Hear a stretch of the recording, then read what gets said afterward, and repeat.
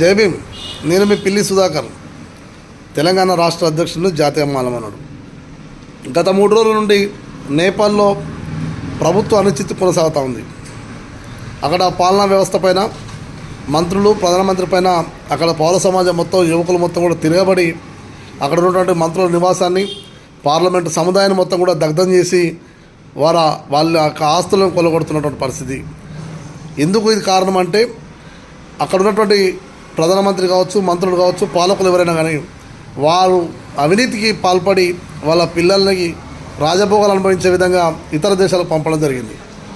వాళ్ళు అక్కడ అనుభవిస్తున్నటువంటి రాజభోగాల్ని ఇక్కడ ఉన్నటువంటి నేపాల్లో ఉన్నటువంటి నిరుద్యోగులు, కడుపుమండినటువంటి యువత మొత్తం కూడా సోషల్ మీడియా వేదికగా, ఎక్స్, వాట్సాప్, ఫేస్బుక్ వేదికగా వాటిని ఎక్కువగా ప్రచారం చేస్తున్న క్రమంలో అన్ని వర్గాలు ఒకటై అక్కడ రాజకీయ నాయకులు ఒకటై ఈ సోషల్ మీడియాను మొత్తం కూడా బ్యాన్ చేయడం జరిగింది. అంటే ఎక్స్ను, వాట్సాప్ను, ఫేస్బుక్ను ఈ రకంగా చేయడంతో ఇంకా ఆగ్రహం పెళ్ళిబీకి తీవ్ర స్థాయిలో, అంటే ఒక పార్లమెంట్ భవనాన్ని కూడా కాల్చివేసే, ధ్వంసం చేసి దగ్ధం చేసేటువంటి పరిస్థితికి వచ్చింది. అంటే పూర్తిగా రాజ్యాంగ అనిశ్చితి ఏర్పడింది. ఈరోజు ఒక దేశ ప్రధాని, ఆ దేశ మంత్రులు హెలికాప్టర్లో వాళ్ళ దేశం నుంచి ఇతర దేశాలకు పారిపోయి శరణార్థులుగా మారిన పరిస్థితి. ఇదే పరిస్థితి సేమ్ కరువు కటకాల్లో ఉన్నటువంటి శ్రీలంకలో కూడా ఏర్పడింది. ఆ దేశ ప్రధాని కూడా హెలికాప్టర్లో ఇతర దేశాలకు వలసపోయినటువంటి పరిస్థితి.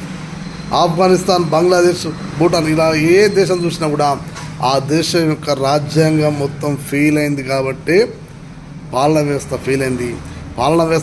కాబట్టి ప్రజలు ఆ రకంగా తిరుగుబాటుకు గురయ్యారు. కానీ భారతదేశంలో 76 ఏళ్ళైనా కూడా భారత రాజ్యాంగం చెక్కు చెదరలేదు.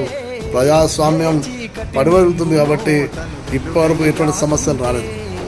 ఇది దాని గొప్పతనం ఎవరు వద్దన్నా కాదన్నా డాక్టర్ బాబాసాహెబ్ అంబేద్కర్కి ఇవ్వాలని చెప్పుకుంటున్నా. జై భీమ్, జై పూలే, జై అంబేద్కర్.